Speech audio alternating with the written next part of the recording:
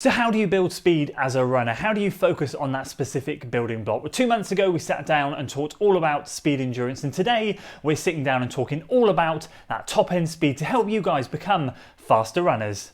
What is up guys, Andy Forrest, Team Runner here. Welcome back to another video. And today we're sitting down and talking all about how to build speed work into your running plan.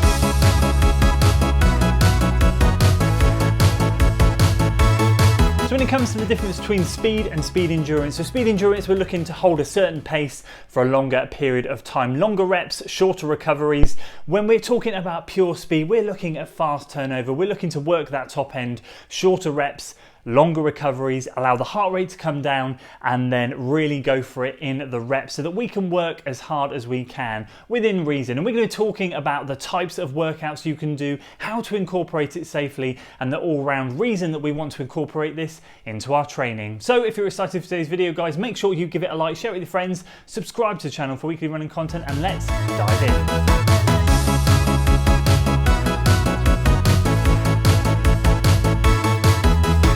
So a great analogy to think about this is when we're talking about building a house. You hear it all the time. The easy work is the foundations, and we've got some moderate work, we've got some threshold work, tempo work, VO2 max work, we've got the long runs, we've got the whole shebang. And all these different zones and types of runs that we do are all building blocks within the house. And this speed work is literally the top end. And what we're aiming to do with working on our top end speed is to just raise the roof a little bit so that we can bring everything else up a notch. Once we've done that and we go through training cycles, we can then come back to it, go again, and keep aiming to just notch that up a little bit every time. We don't want to overdo it because too much speed work really can, if we're not used to it, like me, put too much of a strain on the body, but incorporating it safely, which we're going to talk about shortly, is the best way to go. And adding that in will hopefully, as I said, just notch that ceiling up, and we can then bring everything else up with it. And the easiest and safest way to start putting a little bit of speed work into your weekly training is strides. We hear about it all the time. Strides are simply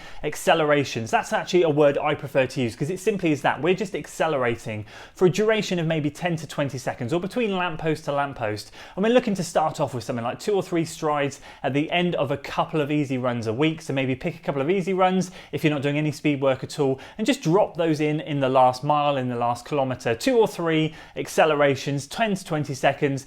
The rule of thumb is somewhere between sort of 90 to 95% effort, but I like to just think of them as accelerations. You just go as fast as you feel you can go.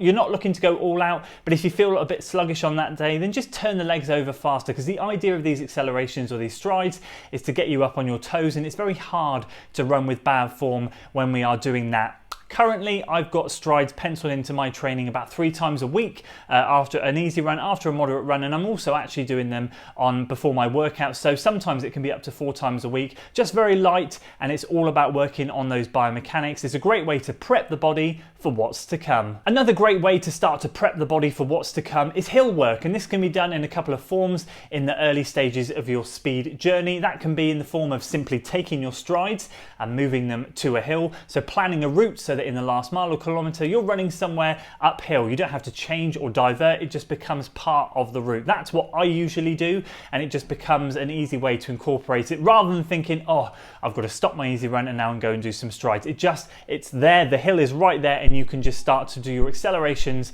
up the hill. It adds strength, something that we're not necessarily getting when we're doing it on the flat. And again, we're just working with good form because we're trying to keep on our toes and going up that hill. We can then start to conveniently move that hill into the middle of your running route so that you can end up starting to do what I would class as maybe more of a hill session. So we're almost doing a little warm up at the hill work in the middle and then a little cool down at the end when you're starting to feel a bit more adventurous. And that can just simply be in the form again of 10, 15, 20 second surges up a hill, walk back down, little jog back down, whichever you fancy, and just start off with 2, 3, 4 of them, and then gradually build up over the weeks again so that you're adding 5, 6, 7, 8 of them in there. Again, it's just a great way to work on that speed, that turnover, keeping you up on your toes, but also adding that extra strength in that the hill is going to give you.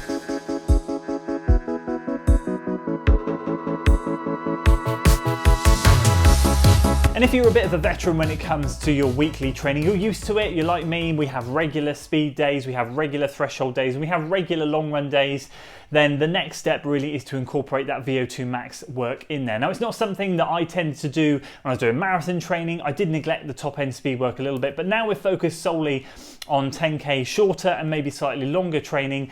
This is where it really comes into its own. We're going to talk about the training that will complement it shortly, but VO2 max work just needs to be done once a week. The intervals are shorter, the recoveries are longer, and as I said in the intro, it's all about aiming to get the heart rate up so that we can then rest and recover in the recovery section and then go again. We're looking to spike the heart rate, really work that top end, and then let it come back down in the recoveries. With other types of runs, like I commented earlier with the speed endurance, you're looking to not spike that heart rate so much, just work at a higher level, but allow the heart rate to come down in the short recovery and then work again. Well, it's a lot more of an exaggerated graph when you're looking at speed work. As I said, we're looking to spike it and then let it recover so that we can go again and again and again. Typical repetitions that you might want to do with things like 200 meters, 400 meters, 800 meter repeats, and do a variety of these in your training. Or if you work by time, anywhere from sort of 30 seconds to up to sort of 3 minutes, and anywhere in between. I've done loads of examples of faster threshold sessions that can also be used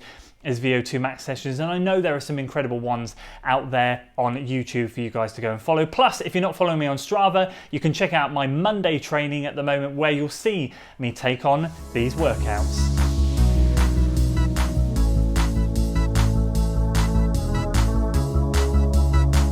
And if we're looking for something to complement the speed work training, then at the moment with 5 and 10K training, especially for me, I'm looking no further than threshold work and tempo work. So the threshold work for me is working at goal race pace, because that's roughly where my 10K pace is at the moment. And then the tempo work is slightly slower. Now, I touched on this recently in my training video, week 2 of my 10K challenge. It's a transferable element that we can use across the distances, working above race pace, working at race pace, and working below it. That can transfer up to half marathons, up to marathons, and back the other way down to 5K, mile, and so on and so forth.